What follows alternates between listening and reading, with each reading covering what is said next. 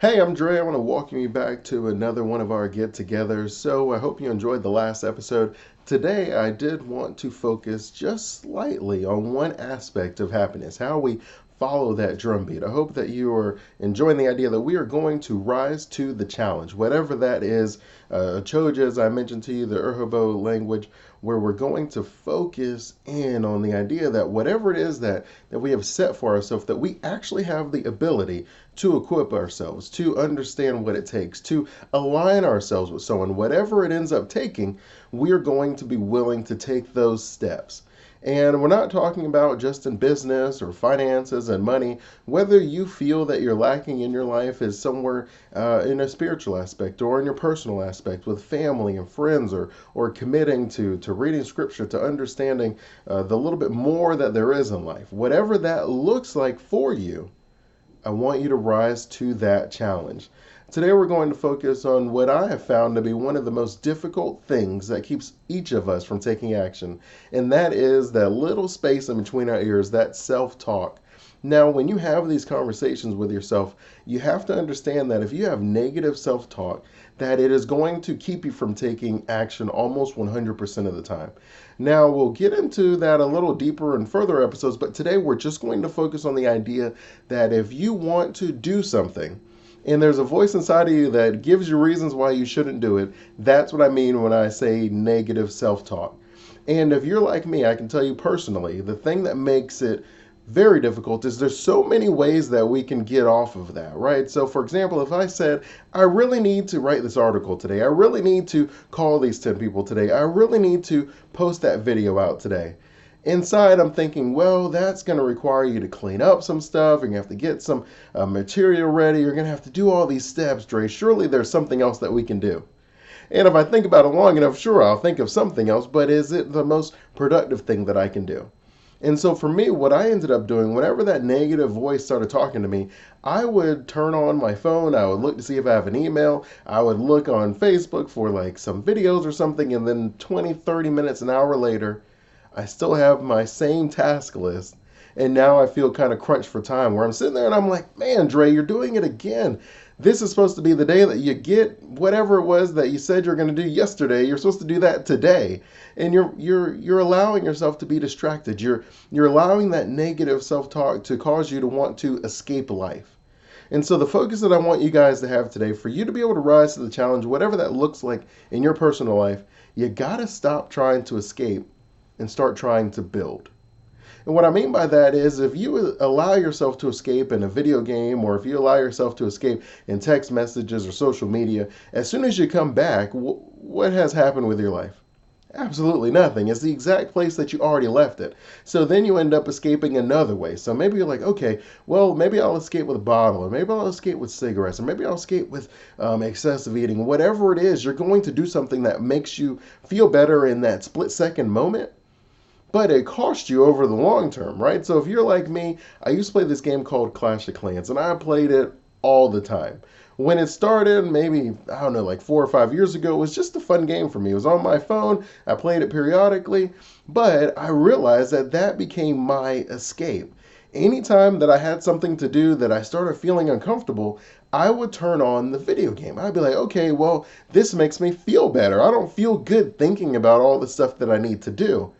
But then when, an hour goes by or 30 minutes, even if it's 5 minutes, but like 15 times a day, then I'm like, okay, now the day's over. So now it's the end of the day and I don't feel very good at all. You're sitting there at the end of the day and you're like, these were supposed to be some goals that I had for this day, for this week, for this month, and I haven't gotten any of it done. What happened? Well, whatever your escape is, that's what happened. And the thing that causes you to want to escape is what you say to yourself.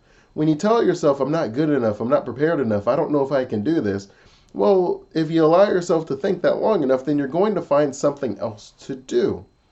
So when we do our negative self-talk, like how do we deal with that? Dre, okay, I get it. I talk to myself, I don't say positive things all the time, but what is that? Well, the best thing that I can tell you to do is, first of all, don't beat yourself up over it. That is often what we all do.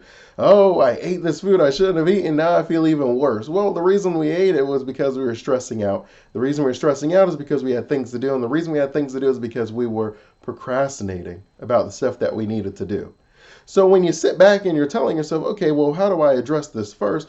The very first thing that you can do to help you calm down your negative self-talk is to just have that conversation back with yourself. And so what that looks like is, so instead of me saying, Dre, you really have to get some work done. You have to write this article. You have to call these 10 people. You have to post that video. Instead of me allowing myself to get worked up over that, where I'm like, okay, well, let me just take a quick break and play like Clash of Clans on my video game or check my mail or whatever. Instead, I just have the conversation with myself. Dre, we do have to do those things, and it does take some time and take some preparation. Maybe what we should do is let's start with something small so we can build some momentum. And people will look at you, right? Like I know people, if you know me, you know I talk to myself. I'm not telling you anything that I wouldn't do and haven't done. But when you have the conversation with yourself, you can almost talk yourself off the ledge. Instead of me being like, oh, this life is too hard for me, let me go find a bottle. Well, this life is not what I signed up for. Let me escape and let me run out and do something. Instead of you have the conversation with yourself where you're like, look, if I do escape, my life hasn't changed. If I can figure out some things to make small changes, then instead of it being an escape, maybe it's a reward. Like maybe it's like, well, you can still check your mail, you can still play that video game, but first, let's do what we need to do. Why is it that I feel this is so hard? It's something that we've done before, and then maybe you have the conversation with yourself and you're starting to think of different times in your life that you were able to rise to the challenge. Often what happens when you get in that fight or flight, it's so difficult to think of any successes. All you can think about is all the times that you messed up. Oh, I messed this up. I could have done that better if I only changed this. And for me, that's a part of the reason I'm putting out a video every single day is because I know that I battle with perfectionism. The idea that I can look at something and I'll always find something that I could have done better.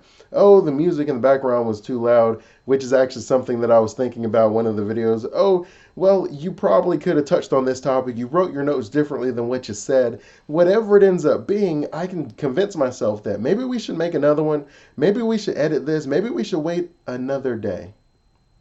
And when you allow perfectionism to cause you to wait another day, you'll constantly find that there's always a tomorrow and your life isn't really adjusting, right? Like I mentioned in the last video, that inner drumbeat, that thing that is telling you exactly what you should do to feel the happiness that we all seek. And whether you want to use motivation or passion, whatever the word is, I like happiness. And it took me a while to come around to it because of the way it's often used in the world. But at the end of the day, we're all seeking happiness. And by happiness, I mean that feeling of completion, that feeling that what I want to do is accepted. And I don't mean in the way that we're bending to what society asks of us, but just in the way that you accepted yourself enough to say exactly what's on your mind, to do exactly what you were thinking inside. And we're not talking about in some bully way. We're not talking about taking advantage or anything of that nature. Just the idea that you have something that you believe will benefit the world as a whole, or at least you believe it will benefit the small network that you have. But you're worried about the people who are going to be naysayers, who are going to speak negatively about it. And so you're always trying to make small tweaks so that you can get 100% yes. And you know what I found out? There is no such thing as 100% yes. There's always going to be someone, for some reason, outside of what you did, as a reason that they said no. And then the good news is the opposite is also true. No matter how bad you mess something up, there are going to be some people who are ready and willing to take action just simply based off of some things that were happening in their lives already. And if you've been in sales or if you've done things long enough, then you understand that that has happened. That you felt like you crushed it, that you had the best presentation ever and nobody said yes. And other times you felt like you were lacking and you could have made some tweaks and changes and a bunch of people said yes.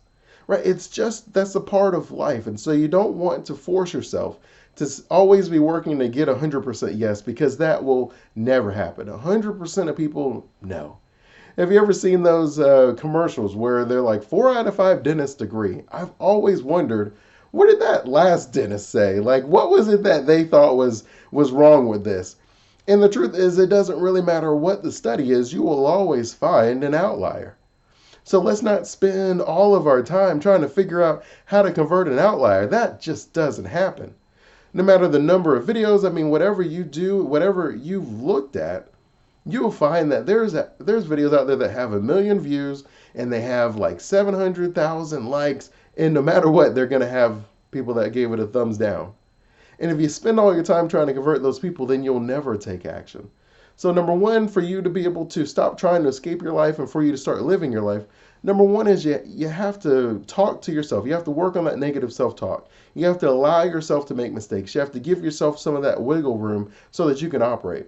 Number two is you can't work on changing the bottom 20%, because no matter what happens, you're going to find that some people are going to like it and some people are not going to like it. And that's just a part of life. So you can't be spinning your wheels trying to figure out how to get 100% yeses, because there is nothing that can do that. You're going to find some people just dealt with the problem the day before. Some people are just saying no because they don't believe in themselves enough to take action.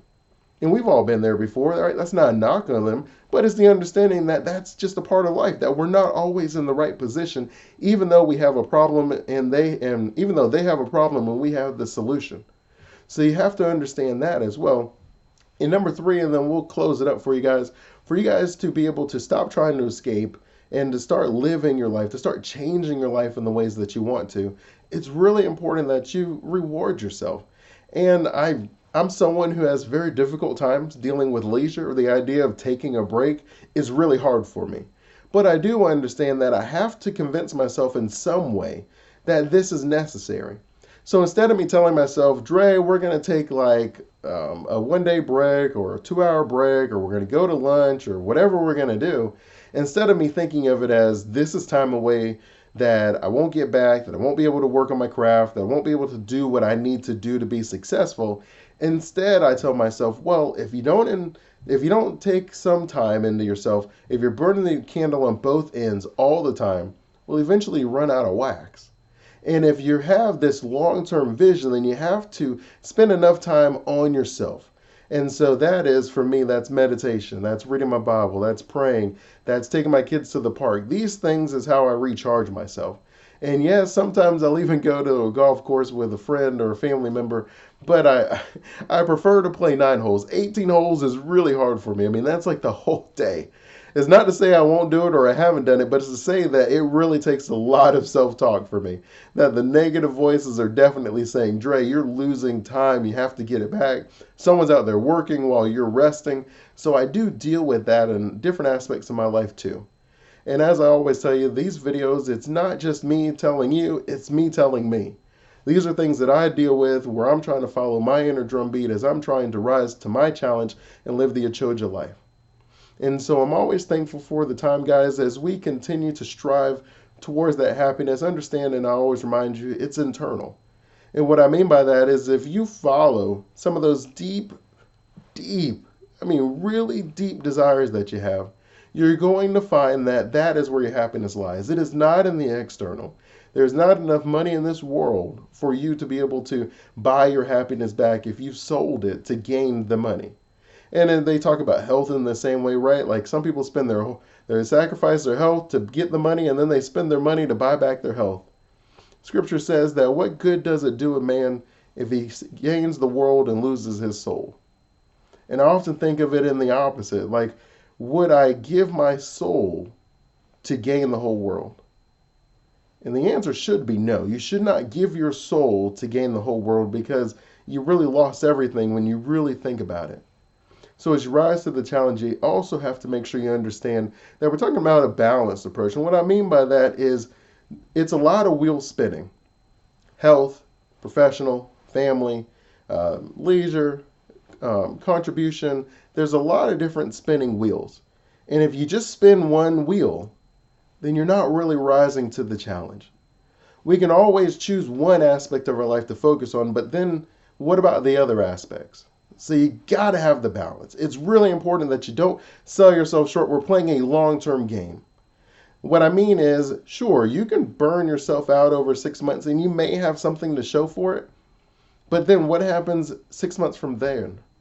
You may be back where you started from. If we're trying to make life changes, if we're trying to understand that what we can do in 1 year we may underestimate, but what we can do in 10 years we may, oh, I actually got that backwards, right? What we can do in 1 year we may overestimate. What we can do in 10 we may underestimate. I want you guys to understand that The changes that you're making in your life as you rise to your challenge, you may not be able to get everything done in the first month, the first year, or even the first two.